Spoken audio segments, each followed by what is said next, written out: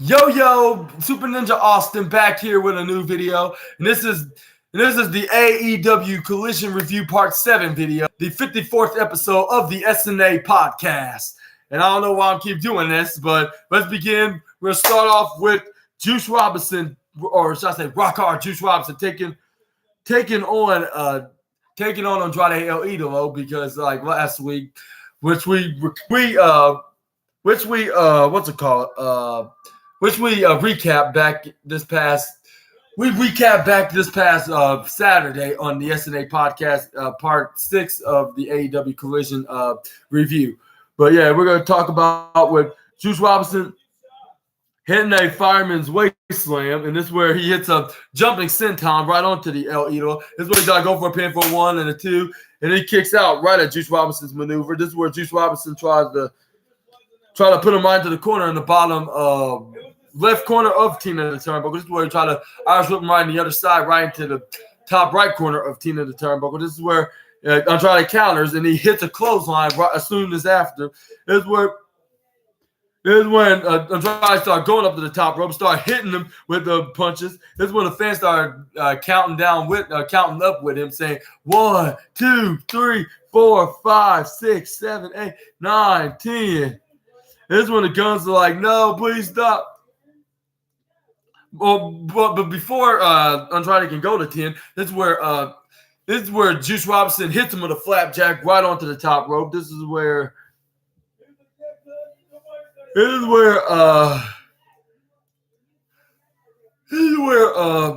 Robinson hits him with another flapjack, but he's just thrown him right into the middle turnbuckle. This is where Rock Hard Juice Robinson trying to regain his energy again. This is where he started going wild again, looking like a wild brown bleach blonde brownish hair and beard version of Bo Dallas. He's like, and this is when he hits a cannonball right into Andrade El Idolo. This is where he rolled him over right into the middle of the ground. This is where Juice Robinson started having the guns up right on both sides of it, right into both of his fingers. This is where he's like, Bullet Club, go, baby. And I was like, why are you saying baby when the only person that's your baby is the Swedish opera singer In Denial, aka Tony Storm, of course. And this is where the Guns try to do the similar shenanigans like they did last week when he faced Switchblade Jay White. And then luckily the referee spotted this and prevented them to end up winning like in a dirty manner. When soon after Juice Robinson try to go for the small pack's most devastating move of all sports entertainment. This is where he tried to run up to him right into the bottom left corner of Tina Turnbuckle. He hits him with a hip toss right into the turnbuckle corner. This is where Andrade tried to go for the double knees, which he successfully did so. This is where he puts him right to the side. This is where Andrade tried to go for his father-in-law and his wife's finishing move, which is the figure 4 turned to figure 8. This is where I believe Colton Gunn tried to distract the referee right onto the right side of the ring side area. This is where Austin Gunn grabs a clipboard right here,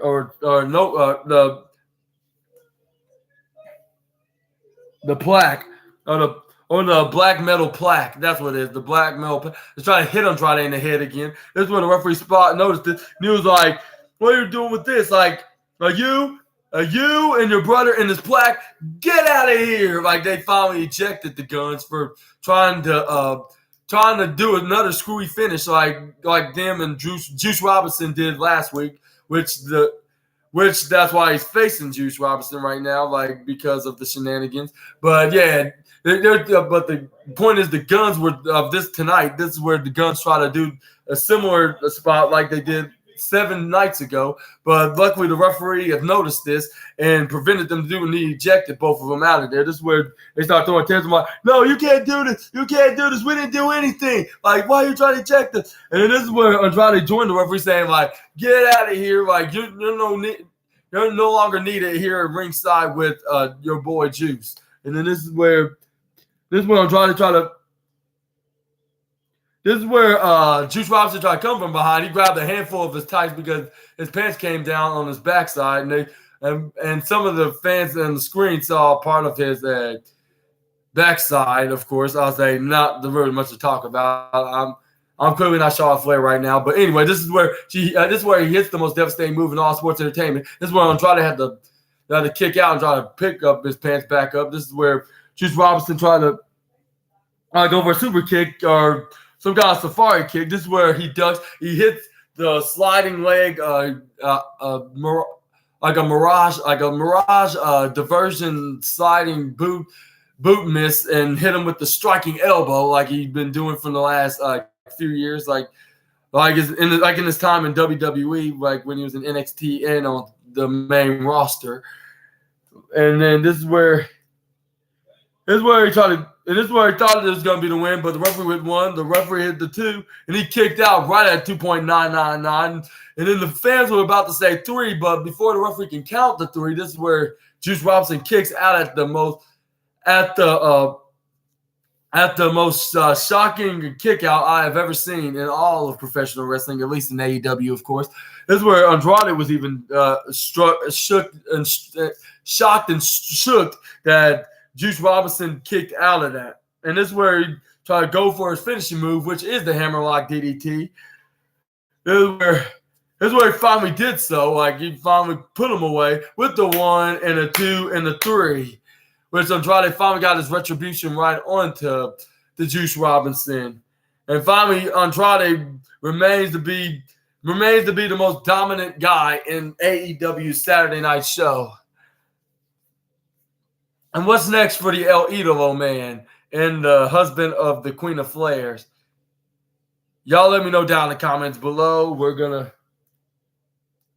move on to the next slide, which is up next. We have the Best Friends taking on the Kingdom, and we're gonna talk about that later. But after, we got a backstage interview with Tony Schiavone interviewing Chris Jericho and Kenny Omega, the 2 tag teams, and in their match, teaming with Omega's best friend Kota Ibushi against the Don Callis family.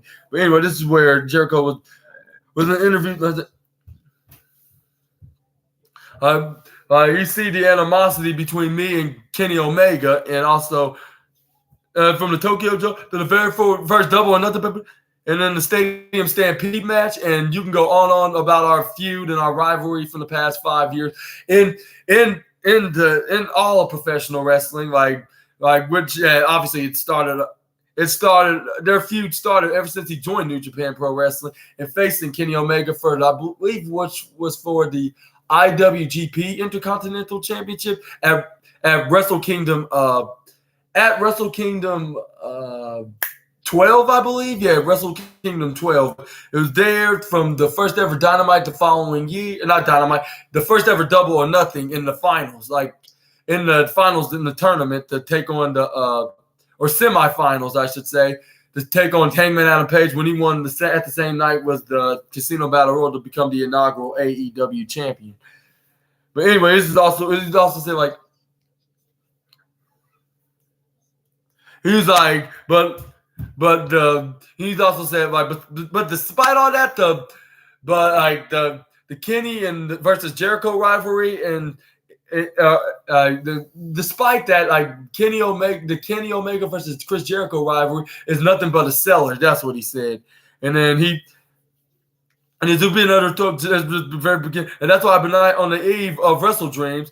Before we face the Don Callis family, Kenny and I have to figure out if we could coexist in the ring. If we coexist in the ring against the Mogul Embassy's Gates of Agony. And then he also said, can we be on the same page after years of not liking each other? And he was like, yeah, like, Like everything's all stepping stones. Like we all know that Chris Jericho is. They can't even. But we're gonna team up, and it's gonna be both of us and Kota Ibushi, my boy, taking on Konosuke Takeshita, Will Ospreay, and Sammy Guevara, like the names that we faced before. Like, and we're gonna, yeah, it's about coexisting. Like we to talk about it's all about like we gonna do double teams right here. Can they make successful tag team in the next stage? When like it's not about none of that. Like about. Can we hit the most coolest tag team double team maneuver and even winning the AEW tag team championship? No, that's nothing like that. Like we're not like a tag team. Like we're just coexisting and joining forces to take down the Don Callis because we both have our own issues, our own respective issues against the Don Callis family, of course. And then this is where Kenny Omega was like I never. And he was like, I don't like you. And he told Jericho, I don't like you, and I never have liked you. But I won't even join you on your birthday party. Christmas parties, Thanksgivings, and no other holidays. And he's like Don Callis and the Don Callis family in general is in deep waters, I should say. Like. Which that's like a catchphrase what my mom usually say, but that's the best way to describe what he told Jericho. But anyways, this.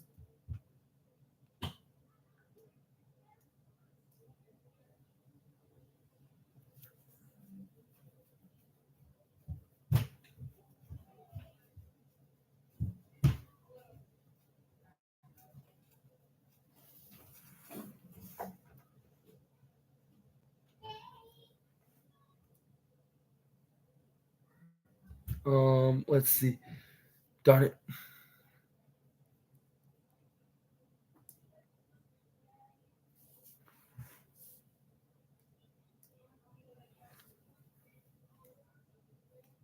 I don't expect to be in your birthday party, Christmas party, Thanksgiving party, and the like. But Chris, like Don Callis, the Don Callis family in general is bigger than what we have here. And then so tonight and tomorrow night, you have my promise that I'll have your back.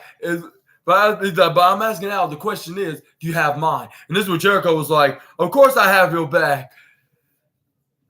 I'm gonna tell you, I have your back, Kenny. Like we're gonna need to work together tonight against Agony, and tomorrow's the Don Callis' family, and then the demo guy and the cleaner are gonna take you down, or take you all out. I should say. Let me rephrase that. And what do you think about tomorrow night with them teaming with Kota Ibushi take on the Don Callis family? You're gonna take them out. Y'all let me know down in the comments below. And in my opinion, I think they're gonna win this match and end the Don Callis family shenanigans once and for all. And well, I'll say once and for all for now. I'll say for now, I think they're gonna beat them and gonna win. There's still gonna be some there's still gonna be a rivalry that's not gonna be over, and it's gonna be far from over, even if y'all know what I mean. I think that Kenny Omega's gonna get the win. They're gonna get their retribution on to Don Callis and put him in his place. And I'll say whoever's going to give him the pin, I think it's going to be Omega against pins Takeshita or Jericho against Guevara to get the win. But yeah, y'all let me know what y'all think. What's gonna be the results at the 6-man tag match tomorrow night at Wrestle Dream?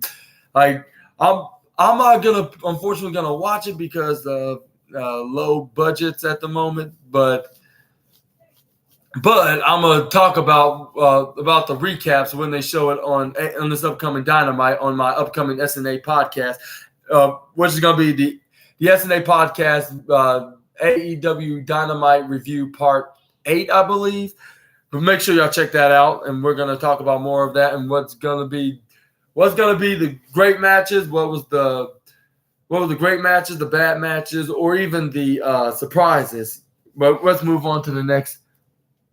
Let's see, video we got. Not next video. We got. Which is Best Friends taking on the Kingdom, which I guess they ended their. I guess they ended their feud right on AEW, their short-term feud, I should say, because it looks like they were. It's only just for for a weekly televised feud, of settling their differences in the ring. But anyway, we're gonna talk about that right now as soon as I get this on. Which we're gonna get to the mid-end of the match. This is where his best friends nearly got the win when they right before giving them the hug that gives the people what they want. Which I'm surprised the commentator didn't say that. Gotta get people what they want. This is where Chuck Taylor tried to go for a power driver right onto Mike Bennett. This is where Matt Taven tried to close out. He ducks. This is where Trent Beretta catches him into a power driver position. This is where they hit the double power driver right onto Bennett and Taven. This is where Trent Beretta also hits a Death Valley driver right onto what's his name, Mike Bennett, right through the steel steps. This is where they also hit him with an electric chair, a clothesline, double team finishing maneuver, like best friend. Okay, yes, ma'am. You can. Here you go. You're welcome.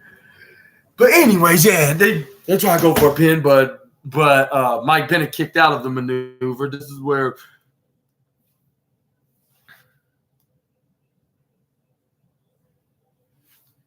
Let's see right here.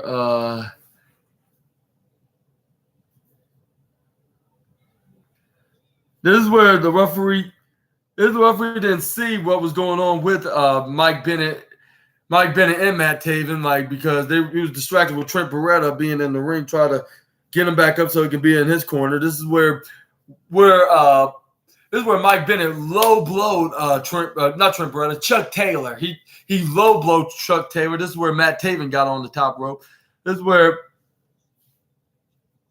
soon after, right after Chuck Taylor hit him with a right hand, try to get him outside the ring. This is where Mike Bennett punched him right into the wiener. That's what the commentator said. Ow, that hurts. I would say if it was a wiener, that means he's probably small, but I'm not going to talk about that, about Trent Beretta, because I do not want to know whatsoever. This is a little joke, what the New Day said about this past against Drew McIntyre at this past Monday's Raw. Just the shrinkage, and also the Miz. Everybody makes fun of the Miz. That was just a little small joke, but I don't want to talk about much more. But he did same with Chuck Taylor. This is where. And then this is where he put him in a power driver position. And then this is where Matt Taven went on the top rope and put his feet down and hit him skull first right into the canvas. This is where Mike Bennett tried to go for a pinfall right onto Chuck Taylor for the 1, 2, 3. And they finally settled their differences with best friends into this match, into this cheap shot victory, for the Kingdom. And it looks like they may be done with best friends, but they're far from done. I should say, with I'm Better Than You, Baby, aka MJF and Adam Cole, Baby. This is where they went on the microphone, said right here.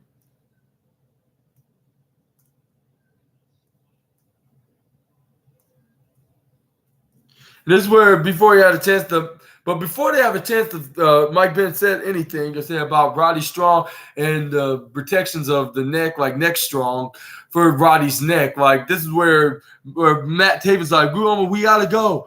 Oh, we gotta go. And it's we gotta go back to our flight. So it's about to take off. If we don't get there in time, we're gonna miss the next. We're gonna miss it. And then this is where he's and he said on the camera and to the side, he was Roddy, we'll be right there for you. We're on our way. And it looks like they're going on the way to the hospital where Roddy's at. And then this is where the commentator pointed out, saying that's why they have the suitcases with them. I was yeah, that explains it all. The reason why they had suitcases with them, because they probably fly here and they're probably not going to stay for long. Plus, also they don't have a match in the card at Wrestle Dream. I would expected them to win the number one contenders match, but no, Righteous won that match. Speaking of the Righteous, we're going to talk about more about them up next, but in the future. And this is where you start talking to the fans. Like, this is not for none of you male birds, and for the people at home. Like, this is for this message is for one person, and that is Roddy Strong. And they start running with their suitcases. Or not Roddy Strong, Adam Cole. That's what he said. Like, this is not. Like he said, like, this is not for any of you or any of you at home. Like, this is the message for Adam Cole. And then before they left, he's like, Adam, I kinda like, I know you've been falsing your doctor's appointment from the what he said right here.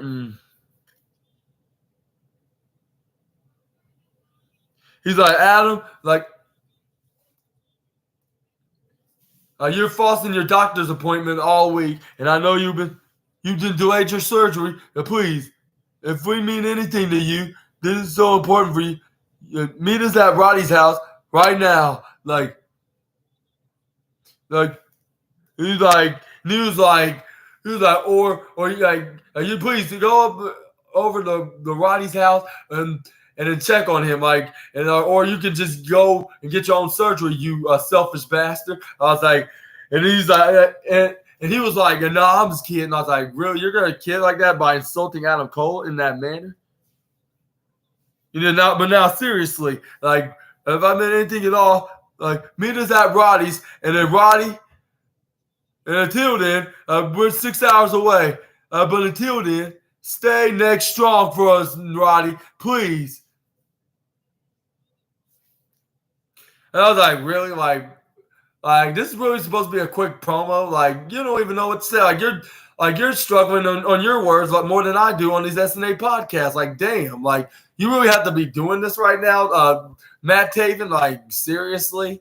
And then this is where they start rushing out of the arena. This is where they try to head over to the airport and try to make it to Roddy in time and ask Adam Cole to go to Roddy's house with them. And what you thought about this post-match promo, y'all let me know down in the comments below. This is where the backstage guy reporter for AEW Collision, I said, like, some of my sources said Prince Nana's around here somewhere, and I need to interview him about a few speaking of matchup coming up with the Gates of Agony taking on Jericho and Kenny Omega. This is where he caught him catching him talking to Don Callis, like if they were negotiating a deal with the Gates of Agony taking on Kenny Omega and Jericho. Like, or it could have the mogul, the members of the mogul embassy trying to take out the Jericho and Omega before the Don Callis family do it themselves. You're almost worse than the Bloodline and the Hurt Business combined right now for doing this. More like the Bloodline. Like, I would say Don Callis is like worse than Paul Heyman right now, being the most heartless and unforgiving, wicked wrestling manager in all of professional wrestling. But this is where Don Callis walked past him. And this is where the reporter was like, what in the world are you doing here, Don? And this is when he didn't say anything. He started running out of there into the backstage area. This is where he asked, this is where the backstage interviewer was asking questions like, Prince Nana, what were you doing talking to Don Callis? And this is when Prince Nana was like, there's a saying, my friend, like, if you deep into the universe, you will find something there that's very, very, very, very, very unique. And tonight, and start laughing. The Gates of Agony get through Chris Jericho and that Kenny Omega. Like, yeah, like, we get the money. We get the money. And this is when he starts saying, we're going to get the money. And then and then we probably get even more, triple what we expected if we do some more, do some damages that do some exclusive damages before they have their match against the Don Callis family for. Like if they can't make it to at Wrestle Dreams, like then we get more money, and then like do. I was like, it even made my sister crack up with a laughter when she saw me watching this. I was like, really? Like Prince Nana, like why are you making those do sounds? Like it just don't make no sense. Like it's so goofy as hell. I'll say this is probably the number one goofiest wrestling of the night in AEW's Collision show of this episode of Collision. Like, do you really have to be saying that? Like, what do you thought about this backstage interview with Prince Nana? Y'all let me know down in the comments below. But up next, we got in-ring action with the first and only member of the House of Black, which didn't really went on for long. Like she had most of the offense of hitting with grapple moves, like grabbing on her like this and squeezing her neck upwards. This is where she Irish whips her right into the corner. This is where Julia Hart tried to go for a running splash. This is where what's her name?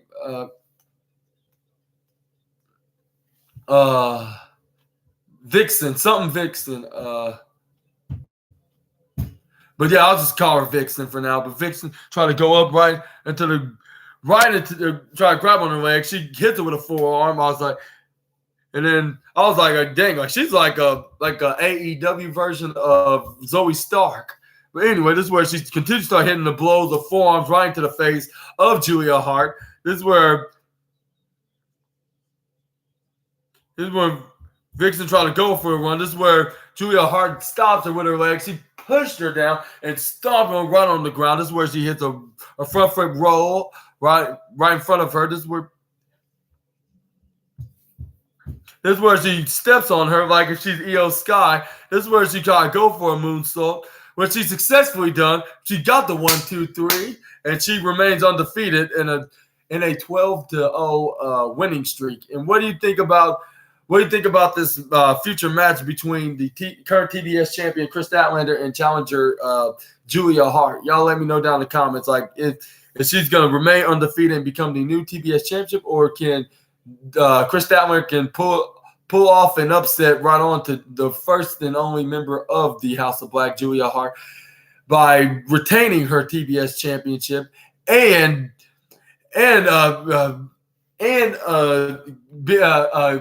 defeating her undefeated streak and beating her undefeated streak, I should say, yeah, like she did with Jade Cargill before she left AEW.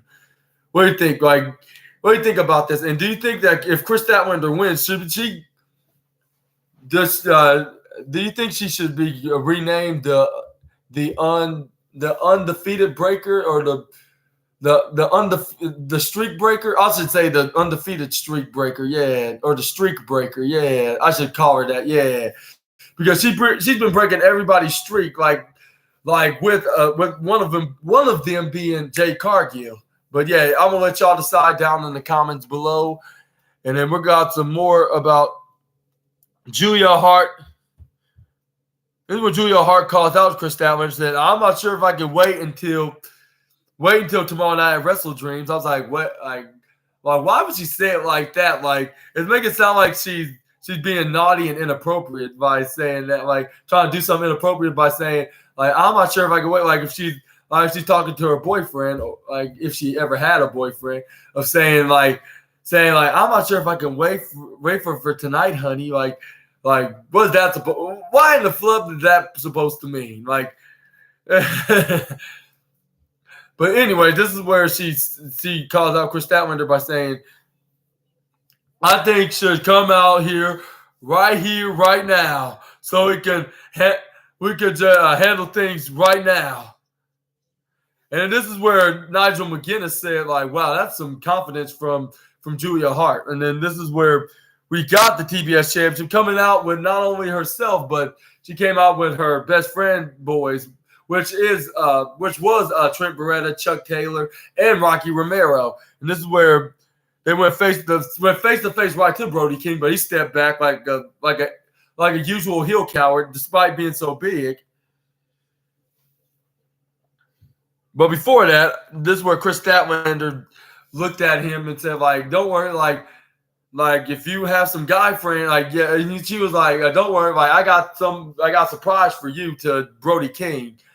That's what she looked like in her eyes. Like she basically told Brody King, said, like I got a couple of surprises for you, and you Miss Julia Hart, like you have your guy friends and I got mine. And then this is where, well, she didn't actually say that. This is where she showed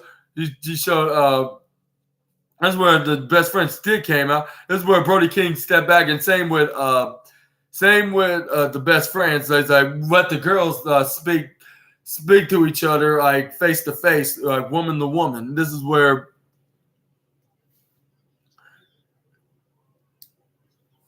Chris Statlander's like, I don't do no talking. Like I want to fight. Like, and then I believe she slur out a word, which was the B word, which I was like dang, like this term never gets old. Like this is gonna still gonna be the word to use when you're insulting your opponents in all professional wrestling. Like when. Like in the next not decades, but centuries to come. Like not only decades, but plenty of centuries to come. But anyway, this is where Chris Statlander was like, "Come on, Julia, hit me, like give me your best shot." This is where Julia Hart's like, "Nah, I think I'm gonna pass." This is where Julia Hart walks out of the ring into a sneaky maniacal smile, like that would give you the creeps for days and nightmares. Like ew. Like I don't think any man would think that's hot. Like this is my opinion, of course. Like, but I can't be the judge of that unless the guy's into spooky gothic girls, like would be attracted to her. That's my explanation. But I'm not one of those guys, though. I don't know. Like, but yeah, hopefully I'm not being judgmental right now, but yeah, this is where Chris Statlander cut a promo saying right here, we picked up the microphone after she dropped it. She's like, Julia, like, you go ahead and run away tonight like a coward, but tomorrow you're going to be forced in the ring with not only with the TBS champion, me, but the defeater of the undefeated. And that's what I believe she's going with this character because I just mentioned this like before she even mentioned it on tonight's Rampage, or not Rampage, Collision. She was like you're not only gonna face me, the TBS champion, but you're gonna face the defeater of the undefeated. But I was thinking like a nickname, like the undefeated breaker or the streak breaker or whatever you want to call the current reigning defending TBS champion. I think she's gonna just do that, and like not only she beat the undefeated Jay Cargill, she'll also probably defeat the undefeated what's her name? Julia Hart. I should know her. I've known her since she was the Varsity Blondes when she was teaming with what's their names? Brian Pillman Jr. and Griff Garrison. And speaking of which, I forgot to point out on my 53rd episode of the SNA podcast that that there was a vignette of a guy watching TV, and it showed him watching the Cincinnati Bengals like from like over 30 years ago, I believe. And this is where, and he also watched a certain somebody with blonde hair, which was the Hollywood Blondes, like in WCW, and also a blonde-headed crazy guy in WWE, and that guy is none other than Brian Pillman Sr. And then it showed on that vignette that it was, and it showed on the vignette that it was and it could be somebody that's related to the late great Brian Pillman, like, and this could possibly be his son, none other than Brian Pillman Jr. But we're going to have to find out like in the next couple of weeks to come on who's this mystery guy that's going to make his WWE and NXT debut in the upcoming weeks. But let me know who you think it is. Like, is it a near coincidence that it could be somebody else that's inspired by Brian Pillman, or is it somebody, or is it actually is Brian Pillman Jr.? Y'all let me know down in the comments below. And if it is, and do you think Griff Garrison's going to do? Because there's been rumors that he's been training with him at the PC too, and WWE potentially signed him. But we're going to figure out all that stuff in the upcoming weeks in the WWE side of things. But back to Chris Statlander in their promo. This is where she also said to Julia Hart, saying, the clock is ticking, and tomorrow night at Wrestle Dreams, your time is up, which her time is going to be undefeated because she acknowledged that she has a 12-0 undefeated streak, and she'll be 12-1 by tomorrow, less than 24 hours from now at Wrestle Dreams. Which I believe that is the case because we're going to probably see Chris Statlander giving her first L of her wrestling, and ever since wrestling in the ring. And then what do y'all think about who's going to win in general? Y'all let me know down in the comments below. We're going to move on.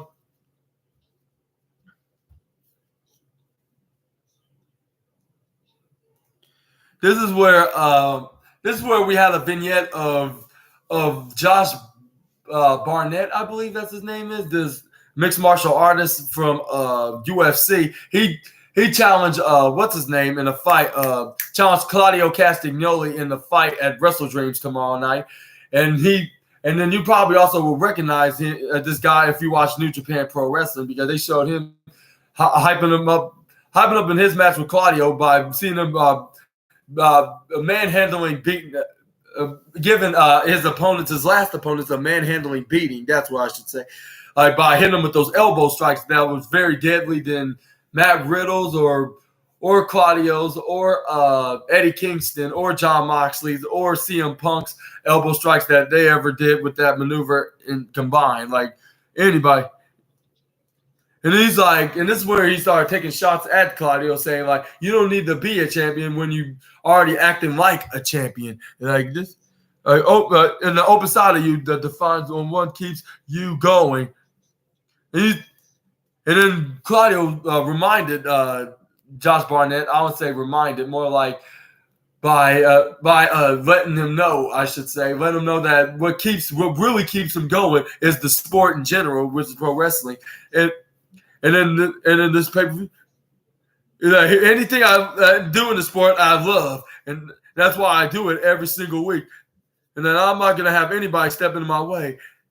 And this is when Josh Barnett was like, challenge accepted. Like, everybody I'm talking about challenges. And then I was going to overcome this. How are we going to conquer that? Like, how's somebody going to lay somebody out there in the world, put themselves, when I went up in that mountain. And so after I did that, like, people are not ready. Like, they want to go to war, and they feel the combat style. Like, however, this in the world, but that's okay. Like, because tomorrow night, Claudio, you're gonna face. You're gonna see what a challenge is, and the combat style in professional wrestling really is. And I thought for a second, it was Alexander Wolf, but it's the guy that looks exactly like him. That's been recognizable from UFC, and then he made an impact, make an impact in his wrestling career in promotions such as Impact Wrestling and New Japan Pro Wrestling, and he even fought Bobby Lashley in Impact before. But yeah, let me know about what you know, everything about this guy from day one till now in the comments down below. I would love to hear that. And I need to start doing my research about this guy too, in all of professional wrestling and into the fighting sport in general as well, and see how good this guy is before I start talking more about this Josh Barnett guy. But yeah, all I know is he's going to face Claudio Castagnoli at Wrestle Dreams and AEW's upcoming pay-per-view less than 24 hours from now. Up next, we got the Lionheart Chris Jericho, Demo Godja, teaming with Kenny Omega to take on the Gates of Agony, which was at first they started double teaming, which they try to like double teams start hitting moves on him. They said they're not going to do the double team maneuvers, but they started working together to fight off the gates of agony, which they did with one of them, with the biggest one, like by hitting some punches and chops and try to go for an Irish whip maneuver. This is where he countered and he hits a double chop right into the head and try to go for a double clothesline. But Jericho and Kenny Omega hit a double shoulder block to take down the biggest guy of the Gates of Agony. Like, I keep forgetting these guys' names. I need to keep up with their names like other tag teams in AEW. But yeah, this was a very entertaining match. I'll say the second match of the night. I'll say I can see why they have the main event match where that's at. But I would have preferred this match would be the opener. But I'm not saying I had nothing against the Andrade versus Juice Robinson match, but it was just a match like just to have. It was just like a pretty decent weekly televised programming with Bullet Club Gold against Andrade El Idolo. But I'll say I would have preferred Jericho and Kenny Omega taking on the Gates of Agony being the opener in the first place. But anyway, this is only my opinion, of course. But yeah, they started doing typical double team maneuvers, like with two single stars joining forces into a tag match, which they did. So this is when Jericho's like, let's go, people. This is where Jericho was like, tried to lift up the big Gates of Agony guy right here. This is where he started hitting him with a single axe handle. This is where he tried to rip him back up with his hair. This is where he hits a knife edge chop right into him. This is where he tags in Kenny Omega. This is where he started doing a headlock punch right onto him. This is where Kenny Omega hit a double axe handle right onto the back of the big man of the Gates of Agony. This is where he starts stomping on him. This is where he starts chomping him down. Strikes. This is where he twisted his arm. This is where he start twisting it right towards his arm. This is where Prince Nana tried to distract Jericho. Jericho's like, stay on your own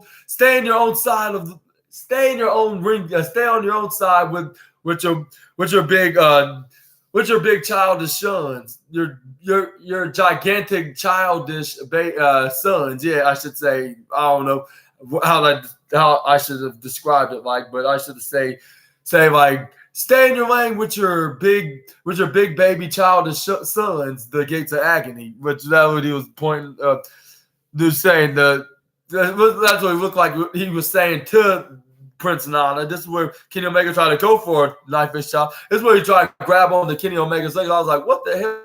Why is he doing this like out of broad daylight? Like, you do not try to do a cheap shot shenanigans right in front of everybody, like including the referee. I would say that should be the last person you should be doing it to.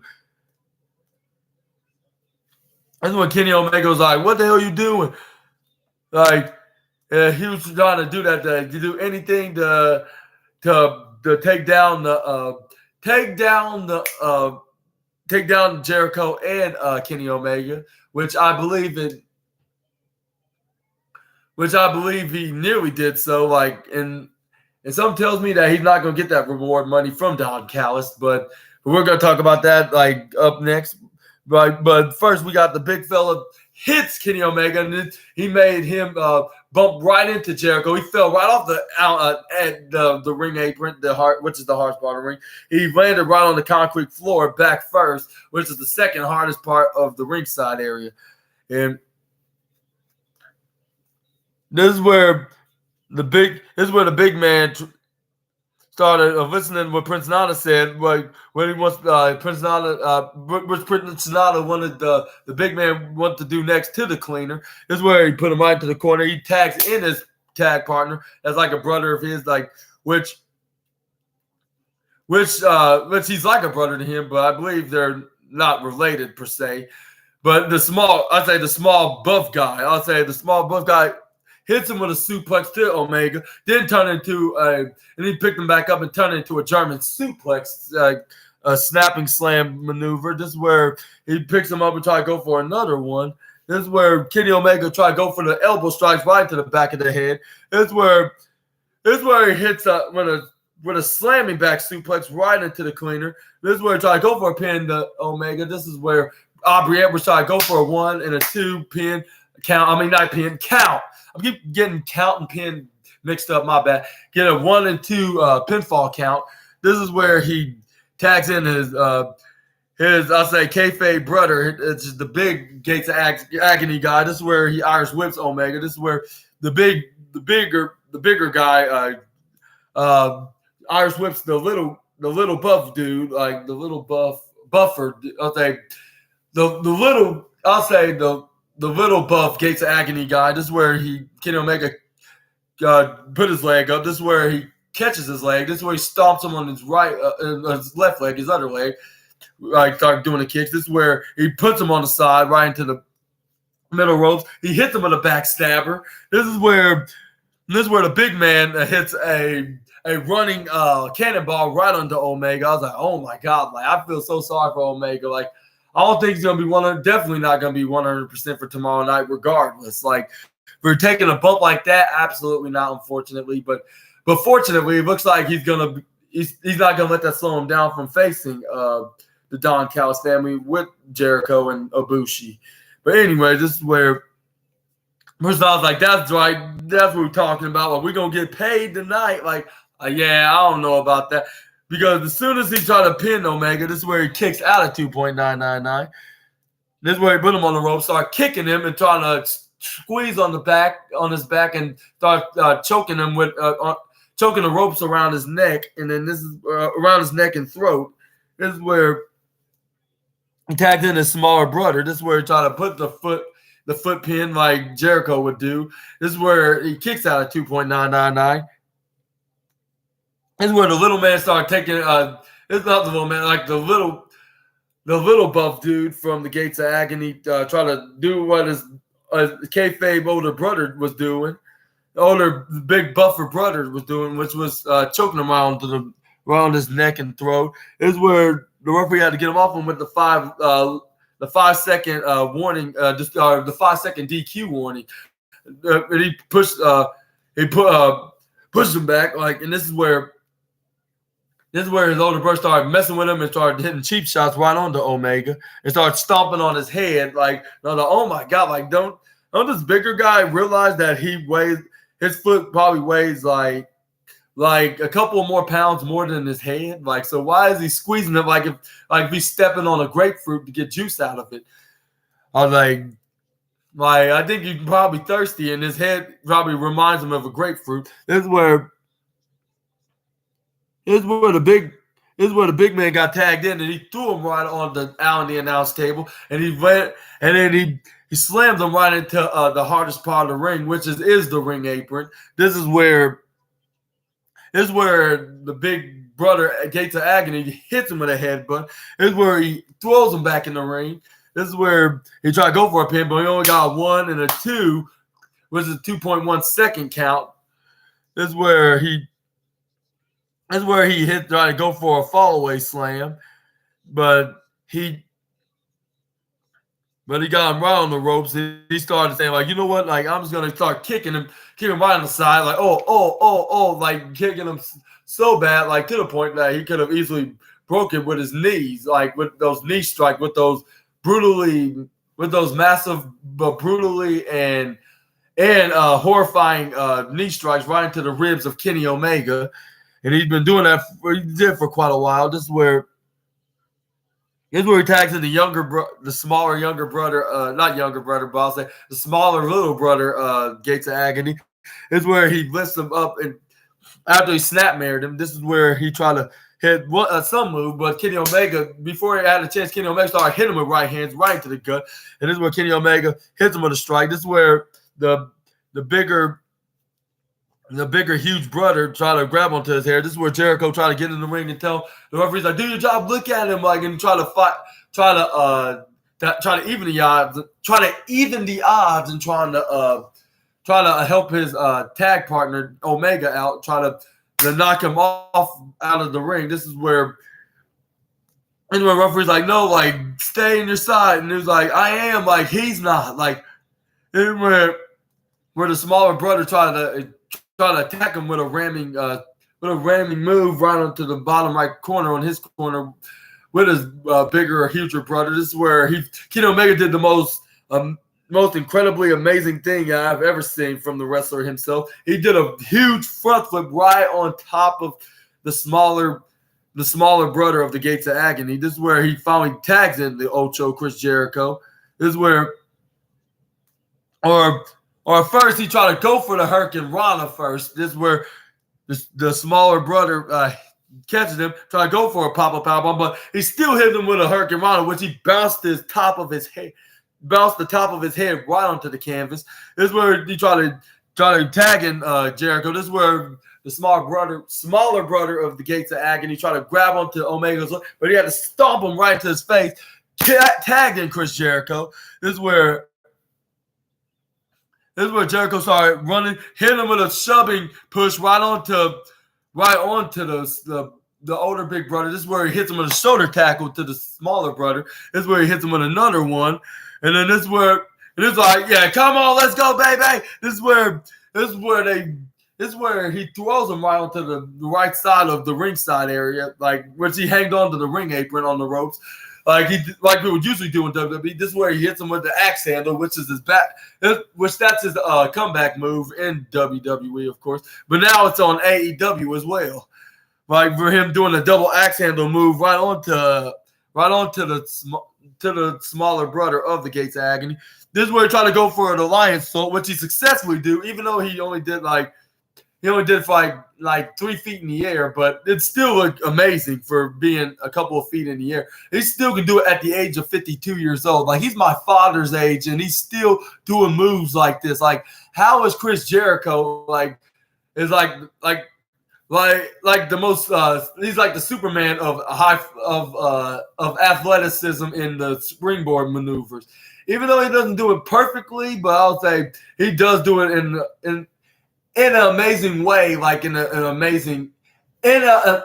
by being in his early 50s, of course. Yeah, even though it's his early 50s, but I bet he can still do this in his late 50s. Like if he still keeps up with his body, like working out and eating and continue eating more healthier and be more fit to be still in the wrestling ring. Like he's still doing lion salts at the age of 52, and he's been doing it since he was in his early 20s.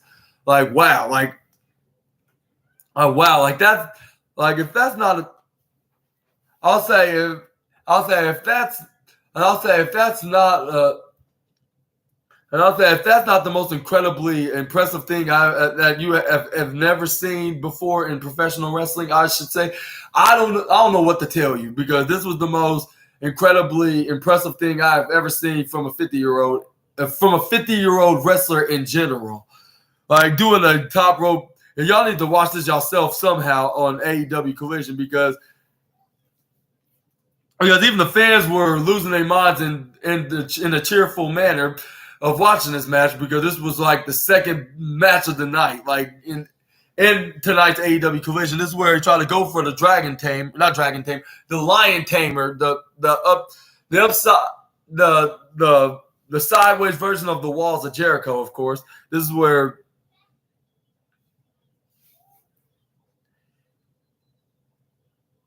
This is where right here, excuse me.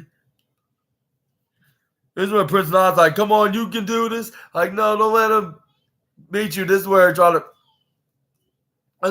attack him with a move when he rolled out of the Lion Tamer. This is where he hits him with a knife edge chop, and he started repeatedly hitting knife edge chops right onto the smaller brother of the Gates of Agony. This is where he tried to Irish whip him out to the top right corner. This is where he reversed, throw him to the corner. He boots him right to the face. This is where Jericho tried to go for a juice effect, but this was the uttermost. I would say the most. This was the most fantastically. Intensely, like the most fantastic but intensely intense moment, like most fantastic but intense moment, because Jericho. I don't know how they successfully did this did this so quick and so perfect, like because Jericho tried to spin and try to do the Judas effect on the smaller brother, but he ducked, and this is where the big, huge buffer brother hits a discus lariat out of nowhere without Jericho knowing that it was coming. I was like, wow, like did they really do this? And then this is where they try to go for the. This is where they try to go for the fishing, but. Like trying to go for a fireman's knee drop right into Jericho. This is where he thought this was gonna be it. This is where he pins Jericho. Try to go for a 1 and a 2. Kenny Omega with the save axe handled him. This is where Omega checked on him, trying to see if he can get back up. This is where he said, "Man, maybe okay, you're okay." Like, and this is where he started going at it with the bigger brother of. The huge brother of Gates of Agony. This is where he started hitting him with right hand before he could try to go for a double tree slam, choke slam. Go for a double tree choke slam. This is where he hits him with the right hand. He hits him with a chop, punch chops. This is where the bigger huge brother tosses Omega like if it was a dumbbell, like if it was like a 5-pound dumbbell right into the bottom left corner of the Teen of the Turnbuckle. This is where he tried to tag him to a splash. This is where Kenny Omega ducked, and then he landed face first right into the top part of Teen of the Turnbuckle and landed right over the ropes and barely hanging on the hardest part of the ring apron and the ropes. This is where Jericho had to go for a springboard drop kick like he's been doing for the last 30 years. He did that on him, and then this is where. Which he's successful. I was like, how he can do this? And this is where the smaller brother grabs Jericho, hits him with the most devastating move in all of sports entertainment, which is the surprise roll-up.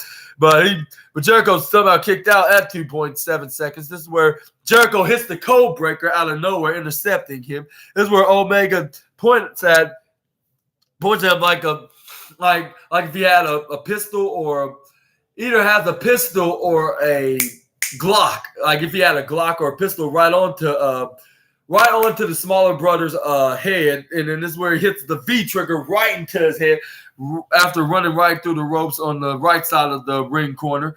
This is where he successfully did. He's like, yeah, let's do this. This is where he runs up back into the same rope, and then he runs right through there, and then he runs right to the other side, on the left side of the ringside area. Hits him with a perfection diving front flip senton right onto the bigger brother. This is where Jericho finally got the smaller brother, hits him with the most unique sideways lion tamer walls of Jericho I've ever seen him do in all of professional wrestling. But he made him tap with the maneuver, and they got the win. And then this is where they celebrated a little bit. This is where they had a post-match promo onto the Don Callis family. And he's like, but before he presented Seattle, Washington, he's like, the fans in Seattle, the fans of Seattle, we got something to say. Like what you just saw, what y'all saw, Kenny Omega, and we just proved, me and Kenny Omega, which he said Kenny Omega and Chris Jericho, proved to everybody that we can coexist when it's needed. And he's like, we can do it together, and we're gonna definitely do that at tomorrow night's Wrestle Dream 6-man tag match. And this is when the fans start chanting, "Coexist, coexist, coexist," and then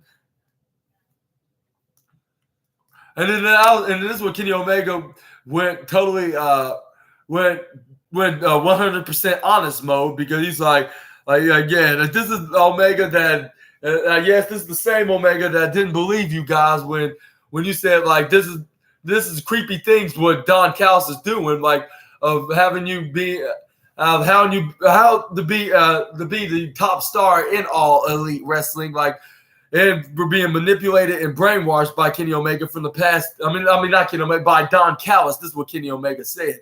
Like for the past 30 years or so, like of being manipulated, or almost 30 years or so of being manipulated by the the most hated man in professional wrestling, and at least as a wrestling manager, of course. This is where he said, like,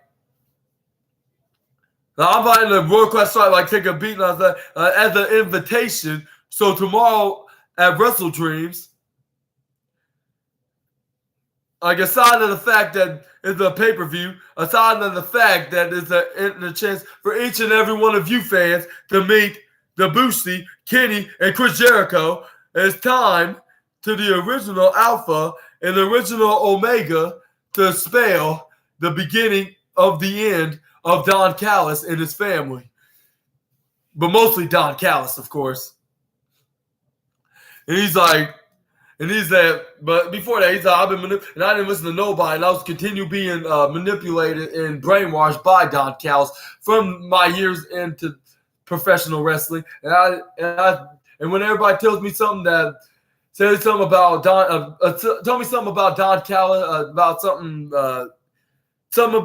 bad about Don Callis, I did not listen to them. I just continue listening and being brainwashed by the most hated manager in professional wrestling, like, which he didn't describe them like that, but I did because I'm noticing, like everybody else is in the internet wrestling community, and even the casual fans that only watch wrestling on television weekly, like AEW and WWE, and WWE, and Kenny Omega was basically saying, like, he's been brainwashed, and he said until the only thing that opened his eyes is nobody other than Don Callis himself betrayed him by betraying him by stabbing him in the back of the head with the screwdriver, and then he's gonna end him once and for all. End Don Callis once and for all at this Sunday, and I'll say not once and for all, but I think he's gonna end the shenanigans what he has against and try to end and murk both Kenny Omega and Kota Ibushi and Chris Jericho. And that's when Jericho's like, yeah, like, it's going to be Omega, it's going to be Ibushi and Jericho against Takeshita, Guevara, and Ospreay at tomorrow night, 6-man. One of the greatest wrestlers in the world today, Will Ospreay. They decide to team with the greatest wrestler of today is Will Ospreay, and who beat both me and Omega in the course of a month. And then this is where Kenny Omega that's where Kenny Omega kind of interrupted on the side, like saying, like, don't remind me, Jericho. Like, right before Jericho finished what he's saying on this promo, saying, like, yeah, it sucks, doesn't it? And this is when the fans start cracking up, looking like some kind of a comedy moment, like, or some kind of an out of character comedy sitcom moment, like of saying something that was like off script and get a laugh out of it, like in a bloopers perspective. But anyway, this is where Jericho's like, well, we're gonna beat all of them, Sammy, Guevara, and everybody started booing louder more than they ever did with Dominic Mysterio. It was the what have I be? And he's like, now I become and now I betray everyone I ever loved. I pushed him all the way, which is obviously a line what he said on his Fozzy on the line on the song that's his theme song on AEW now, which is Judas, which is a song that he made with his rock band Fozzy. Make sure y'all check that out on wherever you get your music from, like Apple Music or YouTube Music or wherever. But yeah, you need to listen to the song. Just listen to the lyrics. It's just so catchy and so great to to listen to and sing along the lyrics of the song. Like, you would understand where he's coming from if you would listen to the song. For those who haven't heard the song of Jericho's new theme song in AEW, which is Judas, by the way, which I also mentioned that before. And then this is where Jericho finished by saying, like, I'm the slave of Judas in my mind, Sammy, and you're gonna be the ultimate Judas, you young bastard. Which everybody was like, oh, and everybody cheered, like, yeah, like, amen to Jericho. Started cheering for him, like clapping at Jericho for calling out Sammy Guevara for being the biggest Judas and that he has ever met, and calling him the bastard in the process, of course. This is where And this is what Jericho's like last week on Wednesday. And he's like, and this is where he tells Sammy Guevara saying like, you call yourself the hero and you call me the villain. Like, well, you're damn right that I'm the villain. And then this villain is gonna, I am the villain, Art. And I'm gonna show you what the villain is, and I'm gonna ruin your dreams. I'm gonna ruin your goals. I'm gonna ruin your entire life as a professional wrestler. And Jericho's like, tomorrow at Wrestle Dream, Sammy, the villain is going to take on all of my aggressions and all my frustrations from teaming with your little ass from the 4 years out on you, Jericho, and Omega, and Ibushi were coming for your family, Sammy. And that's what the segment ended with. And up next we got a vignette with Christian Cage taking on. Julian, yeah. Okay, I'll be right there. Okay, I'm going. Julian's 11:58. Okay, I'm gonna say be right there. But I'm gonna talk about the vignette with Christian Cage and Darby Allin in just a moment. Oh yeah, I forgot to tell you. I would love for all you viewers to wish a happy birthday to my older brother Grizzly. What's his birthday today? I wish all the birthday wishes for all you people. Okay, let's go. All right. We're meeting up with Don. Let's do this.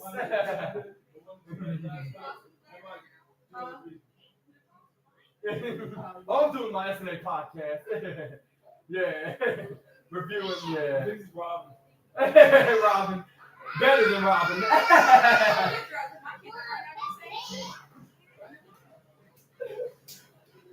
He always runs one. He always does. Hey, Okay. you like it. Okay, let's get this started. Niggas been sitting there for 10 minutes. Are you ready, Birdie? Birthday song? Mm-hmm. You want to sing the Black People song? Black people song? Well, yeah, good question. Happy birthday. Good point,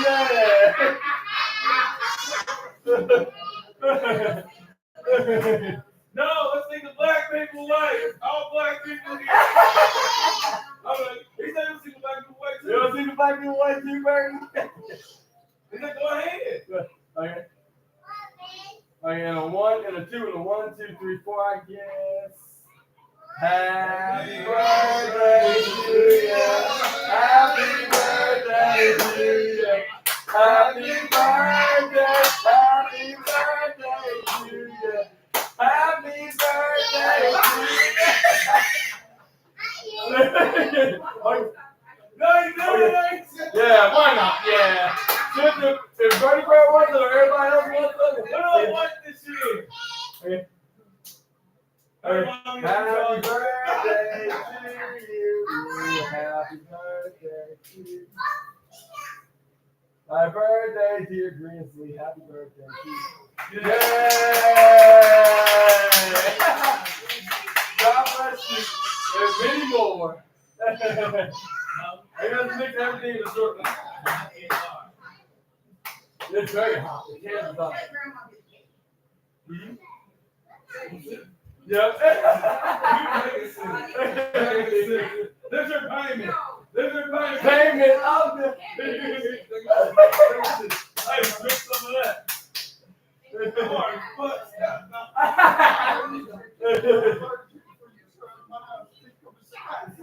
Okay, all right. Finish up my podcast, and I'm gonna finish celebrating the birthday. Okay, SNA back. After singing the happy birthday song with my older brother because he just turned 29 years old. I would love the wish happy birthday wishes for everybody, for all you viewers out there, my lovely viewers, to wish my older brother a happy birthday, by the way. And we'll finish off on today's or tonight's more like AEW Collision review with Christian Cage saying he's good. Saying he asked for this 2 out of 3 falls match to see what Darby can do. I was like, wait, didn't Tony Khan announce this and you were totally against it? That was kind of hypocritical for Christian Cage for saying that. Like, why in the hell that he would say that about saying that he called for this match when he didn't? I was like, but anyway, we're going to have this match and hopefully it'll be a great one. And who do you think is gonna win in the outcome of this match? Y'all let me know down in the comments below. We're gonna, and then they start continue showing the vignettes from the backstage interviews and then the matches and segments between Darby Allin and Christian Cage, and they're gonna end this once and for all, regardless, and it's gonna be a guarantee. But when it's gonna be this tomorrow at Wrestle Dreams. This is where we have the Righteous taking on Travis Williams and Judas Icarus. Judas Icarus, yeah, that's what his name is. This is where at first Judas Icarus and Travis Williams try to bring in some offense against Ring of Honor Supernatural tag teams psychotic supernatural Ring of Honor tag team, I should say. This is where he tags in Travis Williams. This is where what's his name? What's his name?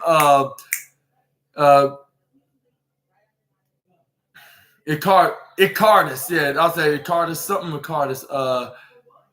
Something Icarus. Either way, I'll say Icarus tags in Travis Williams. He tried to go for a running bulldog. This is where Vincent counters it. This is where Vincent hits him face first right into the middle turnbuckle pad. This is where he tags in Dutch. Dutch had him with an accidental to Travis Williams. Travis Williams tried to slap him. This is where he tried to go for a chop, but he didn't phase him a bit whatsoever. This is where he tried to go for punches and chops. He didn't feel a thing. This is where he went angry mode. He's like, you made me angry now. At least hit him with a slap to the point he probably made Gunther more envious, maybe envious than he ever been with any other wrestler hitting a chop more louder and harder than he have ever did in his entire wrestling career. This is where Dutch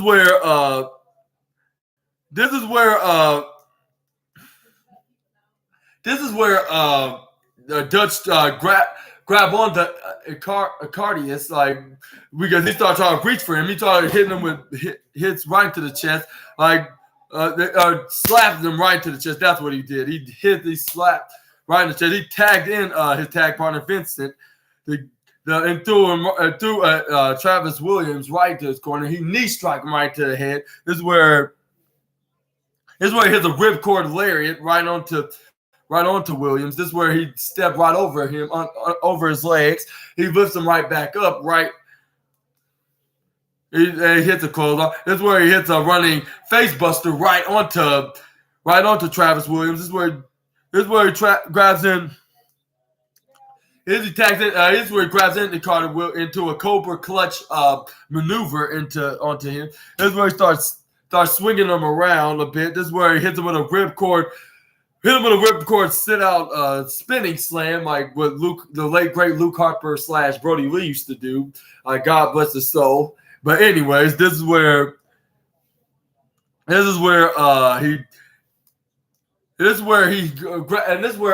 Vincent grab onto Travis Williams, and he have his hands with a boost up the spin around into a midair cutter right onto the Williams for the 1, 2, 3.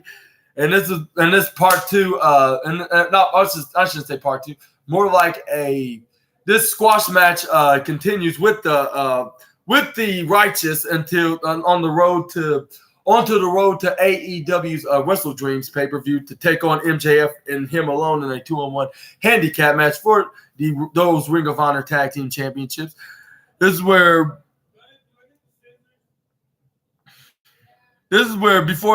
before they left the ring, this is where he starts saying, like, MJF, it's the same people.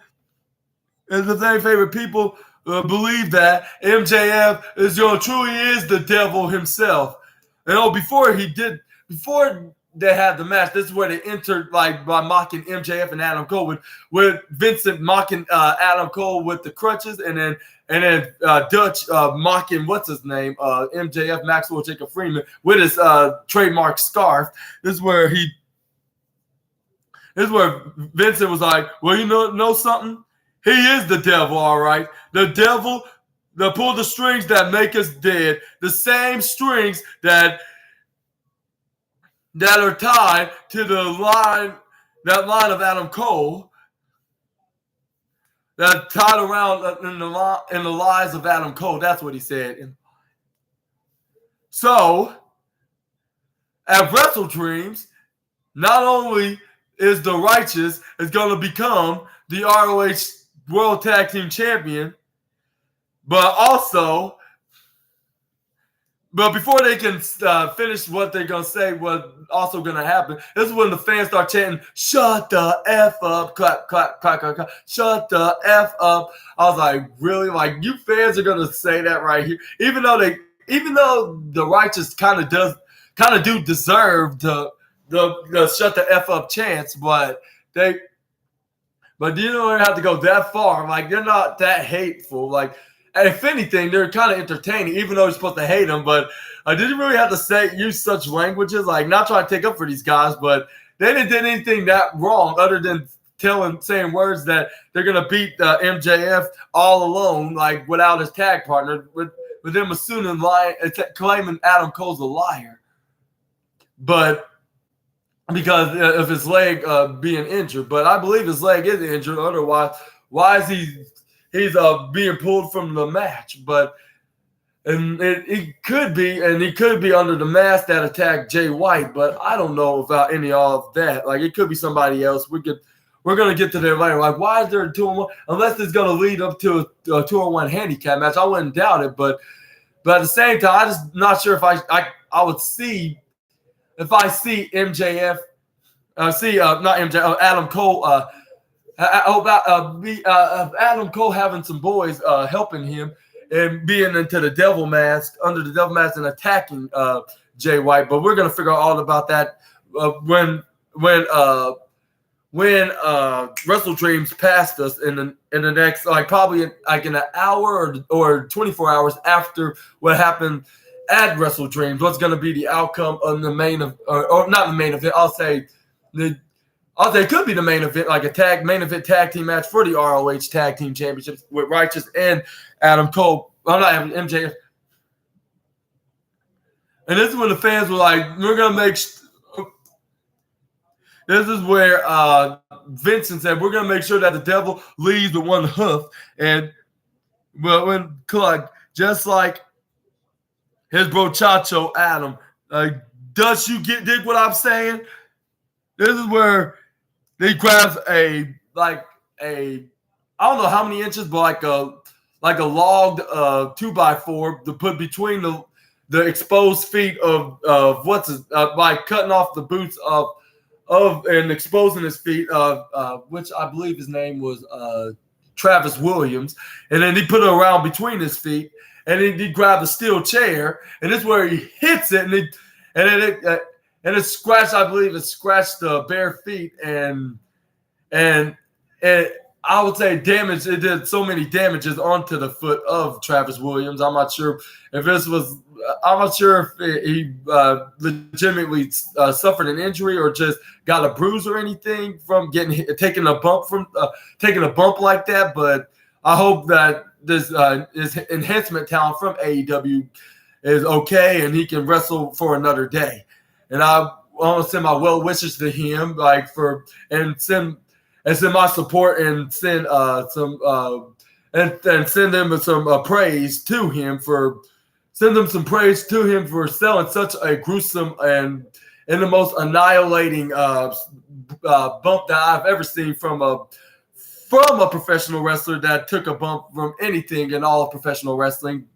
And what you thought about this, I'm going to let you know down in the comments below about that. We're going to move on to the next. And I was like, And it looked like attempted murder or some kind of torture to send a message to MJF. Like, looked like something from the dark web, but that's a story for another day. But it looked like some psychotic minions that love they torture people for a living, like if they kidnap some innocent bystanders and they just love torturing them just to get back at an arch rival by sending them a video of it, like in their basement, into their mom or grandma's or auntie's basement, and then doing their torturing pleasures into their victims. Basically, I should say. I'm not sure if I'm putting these words together like this, or whatever. I just giving you my opinions on like they're using this poor Travis Williams as a sacrificial lamb on what they're possibly going to do to MJF. That's what my point is. But y'all let me know what y'all think about this down in the comments. And do you think Adam Cole is faking his injury, or is he really having an injury? And it's going to be somebody else that's under the devil mask that's possibly going to help MJF retain the Ring of Honor Tag Team Championship with him and Cole by helping him and revealing himself at the AEW Wrestle Dreams pay-per-view. But we're gonna probably figure that out when there's gonna be some recaps onto the AEW Wrestle Dreams recaps, like from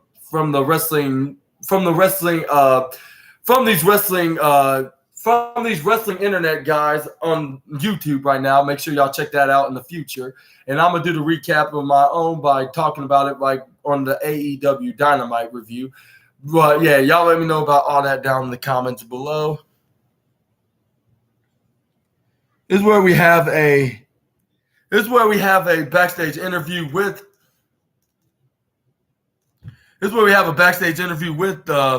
TM. What's their name?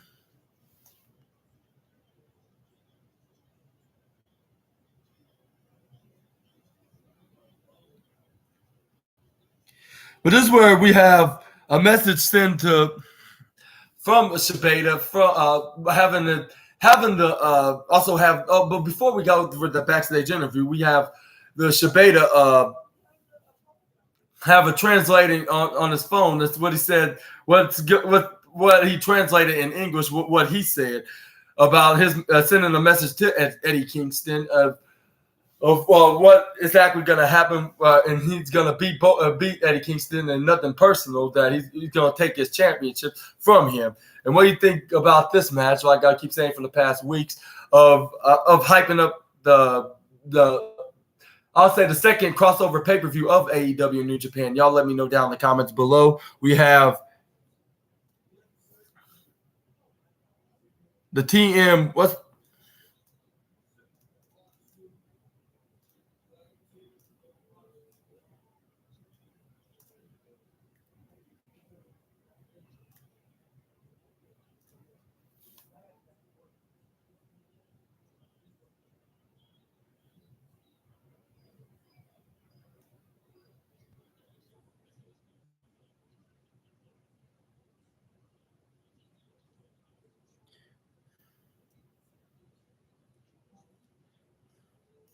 TMDK.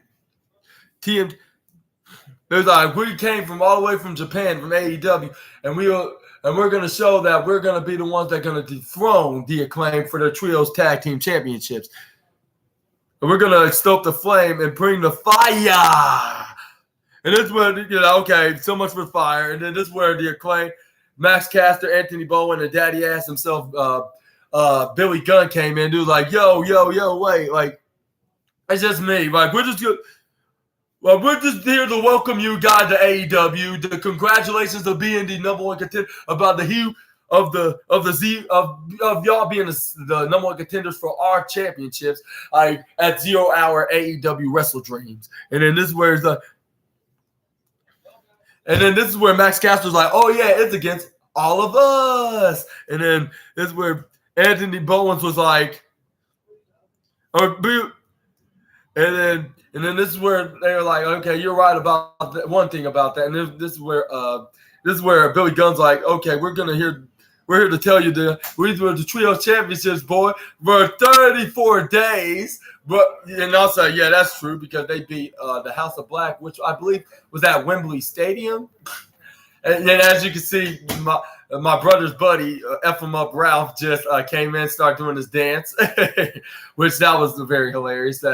Yeah, shout out to him. Hopefully he'd be getting into the blogging business too. But anyway, so I could do a shout out to him for him doing that dance because that's so much potential right there. But back to wrestling, he was like, but yeah, he said for 34-day reign as Trios champions. I was like, yeah, that's right because they beat the House of Black like a month ago with them taking their titles at the end of that month at the Wembley Stadium against House of Black. This is where, and it's like you're gonna hear this from the best and the best of the biz of the Sears, and you're gonna realize that he shouted out to them, looking like he could have knocked. He could have knocked their hats off, like if they were wearing any hats, but obviously they wasn't. But he was saying it so loud, it looked like a cartoon character, shouting so loud to the point that he's blowing like a fan right into his opponent's face, air and saliva all over his face, into the TMDK faction. When he said, "Everyone loves the Acclaim," and he started doing the sit like. And they walked out of there. This is where we have the main event of the evening, which is Bryan Danielson and Willer Yuta and the FTR taking on Absolute Ricky Starks and Big Bill and Aussie Open in a big eight man main event tag match. Because at first I was like, how come they don't have the Jericho and Kenny Omega against the Gates of Agony be the main event? I was like, oh, now I see why this is the main event because it's really good.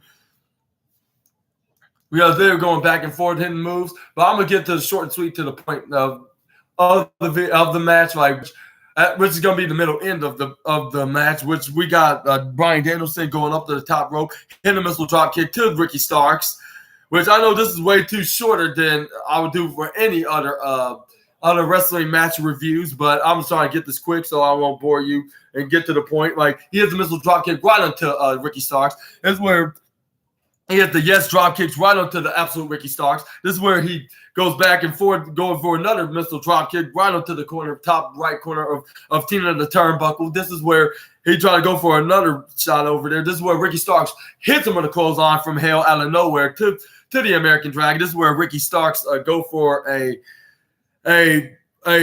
sideways power bomb. This is where Bryan Danielson counters out and flips out of it. This is where he twists his arm and tries to go up to the top rope, spins back into a tornado DDT in the springboard manner. This is where he tried to go for a pin. But he's like, nah, like he changed his mind. He's like, he knew that his bodyguard, Big Bill, has history with the American Dragon since their WWE days. So he tagged him in. He tried to go pick him up into some kind of a powerbomb maneuver. Or not powerbomb, a Uranagi slam, a big Uranagi slam. But before he did so, he started doing the yes chants like, yes, yes, yes, yes, yes. And then this is like mocking the fans. I would say not wildly, but he's like, yes, yes, in a maniacal manner, like mocking the fans and the American Dragon himself. And that's where he got some big heel heat. He did a really good job to doing that. Is the bodyguard heel of the Absolute Wrestler. This is where he tried to do the big Uranagi right onto the American Dragon. This is where he rolls out of it, hits the label lock, locked in onto Big Bill. I was like, how did he flip out of it? I was in shock. Like, how did he flip out of it and did the label lock onto Big Bill? But this is where Kyle Fletcher came in, started came for the save. This is where Dax Harwood came in. He tried to close on him. He ducks. He hit him a couple of punches. He goes for a brain buster right onto Kyle Fletcher. This is where Mark Davis hits try to hit the most devastating power slam right onto Uncle Dax Harwood. This is where he got distracted with Cash Wheeler. He ran up, kicked him in the midsection, DDTs him. This is where This is where Ricky Starks tried to go for a maneuver, try to kick him, try to go for a power bomb. This is where Wheeler Yuta came right out of the ringside area, hits him with a super kick. This is where all four men have their four respective opponents. Got them in their knees, got them right down in their knees, I should say. This is where they start hitting the yes kicks like 5 times in a row until they did the sixth attempt, swing back and kick them right in the head on their opponents. This is where, let's see right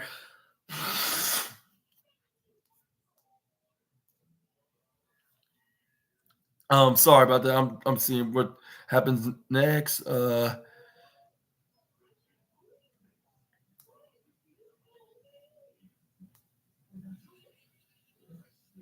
And then this is when JR was like, yeah, the kicking cannon is open for business. And then this is when Cash Wheeler and Bryan Danielson got Big Bill up in a double spinebuster position. This is where Wheeler Yuta goes for a mid-rope drop kick right onto him, and they did a double spinebuster. This is where Uncle Dax Harwood go for a diving headbutt right onto Big Bill, headbutt the head to head, and then this is where, literally, of course, by the way, this is where he tried to go for a pin, but Ozzy Open and Ricky Starks went for a save, stopping them in the process. This is when they started, brawling on one another. This is where they started hitting fists with Cash Wheeler and Wheeler Yuta hitting the Kyle Fletcher and Mark Davis with their going back and forth with punches flying through each other. This is where Bryan Danielson got, which I believe was Ricky Starks. He started hitting nail him right into the head and started squeezing his head like if he was the Great Khali and slamming it right into the Barry barricade, which a fan also had a sign that said "Justice for Barry" because not just for Barry, R.I.P. Barry. That's what it was. Because in the wrestling internet community, he's officially has passed away, sadly. And I want to send my condolences. And my homeboy Simon Miller did my wrestling internet homeboy Simon Miller did a service for Barry Barricade, and I want to send my deepest condolences while doing this video on the SNA podcast. And I'm gonna miss poor Barry because he was a great protector for the wrestlers. They're getting hit right into him and shielding the wrestlers from getting permanently damaged and injured, not to mention. And it even saved my boy Simon from getting permanently damaged when he got thrown by Barry himself from at the Wembley Stadium show at AEW All In, when he got thrown by Powerhouse Hobbs. And yeah, I want to send that to him, and I'm gonna miss him and miss Barry and hearing about Barry Barricade into professional wrestling shows, whether it be in an AEW, WWE, or any wrestling shows that I'm watching.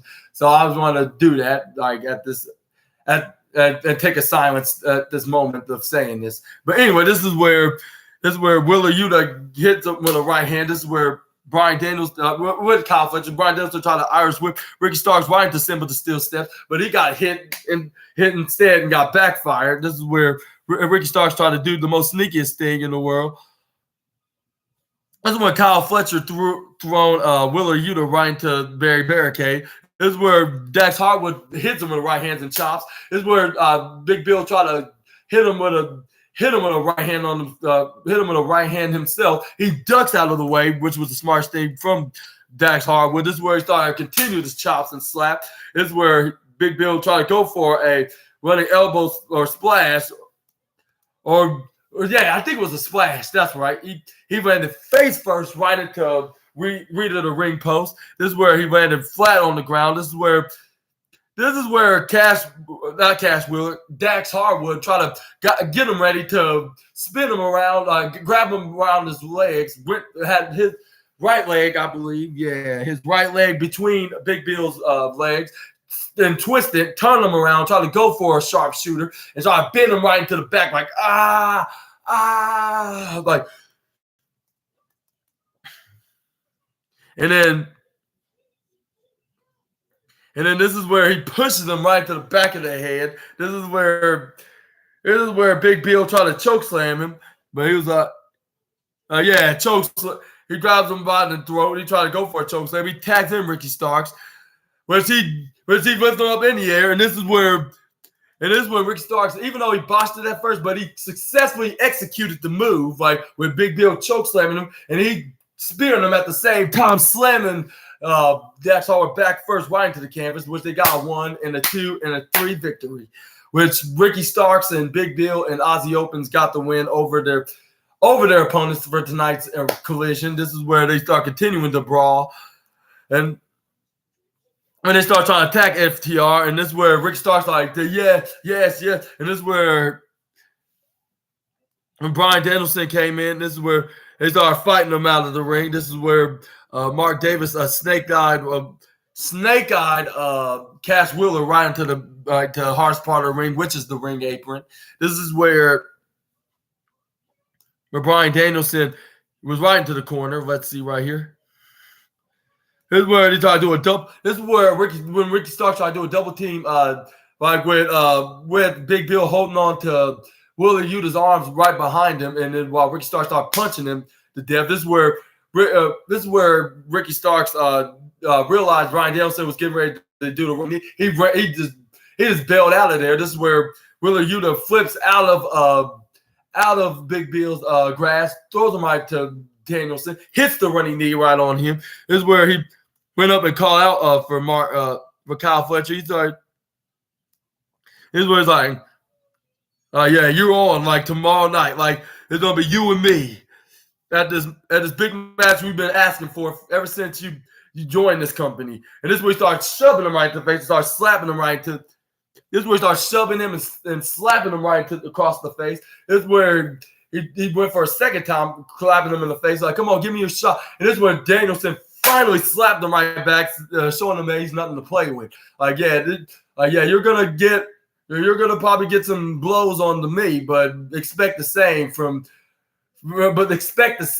me. Yeah.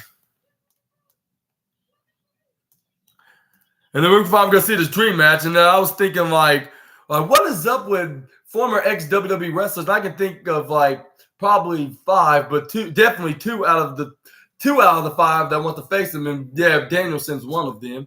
And then there's and the other ones I'm gonna tell you about them like as soon as I talk about it in the wrestling news, which that'll be probably either tomorrow or just upcoming Thursday. But yeah, I guess that's the end of tonight's. That'll be the end of tonight's AEW Dynamite review. Hopefully y'all enjoyed it, and if you did, please give me a big thumbs up. And I'll rate tonight's Dynamite for having such great matches like the Omega and Jericho against the Gates of Agony, and this match particular in the main event, like definitely like a 4-star classic alone. And I'll say tonight's tonight's Collision, AEW Collision, Saturday Night Collision, gets a perfect, I'll say not perfect 5, but a perfect 4 stars out of the 5 for being such a great show. And how y'all would rate tonight's show, and please let me know down in the comments below, and please give me a big thumbs up and comment, subscribe, so you can be notified when I upload an upcoming video. I've been your host, Super Ninja Austin. This was the latest episode of the 54 episode of the SNA podcast, and I hope y'all enjoyed. And thank you guys for watching, for those who've been watching, and I hope I'll comment that and appreciate the show. And I'm going to see you all guys tomorrow night on the 55th episode of the SNA podcast, which will be the wrestling news video part 11. Make sure y'all check that out. And I'm going to see you guys then, like probably less than like 24 hours from now, even probably less than 15 hours from now. But yeah, either way, it'll be tomorrow in the afternoon. We're going to talk about the wildest wrestling news, stories, and rumors that y'all need to know. And we're going to be educated by it. And yeah. But yeah, we're going to talk about that less than 24 hours from now. I've been your host, Super Ninja Austin. I'm glad y'all watched, and I'm going to see you then. And I hope y'all have a great night. Super Ninja, therefore, until then, Super Ninja Austin, the assassin, out. And by the way, I hope y'all enjoyed the dance move routine. on the side, like in the background from my brother's friend Ralph, which I usually call him F him up Ralph. And I bet y'all wondering why I call him that is because of that old man from the retirement home from that Dirty Grandpa movie. If y'all aware about the movie, where he said, "Yeah, F him up Ralph," like that Aardvark puppet show with the Aardvark puppet character, which is Alf. He said when he ran right into the house and through the glass and made the house explode, he was like, "Yeah, F him up, Alf." It's me. It's usually a catchphrase, but me and my brother and my brother's girlfriend usually say to him, saying, "Yeah, F him up, Ralph." Hopefully that was funny to you guys, and yeah. And again, I would like to hear you guys wish my brother a happy birthday, a big happy birthday, because the AEW this episode of AEW Collision and No Mercy happened to be hosted right onto my brother's birthday, like having plenty of wrestling events, like exclusively on Peacock and TNT or wherever you watch it, whatever channel it's on that you watching in other countries, but in America it's in TNT. But yeah, y'all let me know what you think, and please leave a birthday wish in the comments down below, and make sure you like and subscribe. And yeah, until then, Super Ninja Austin is out of this video. See you guys tomorrow night.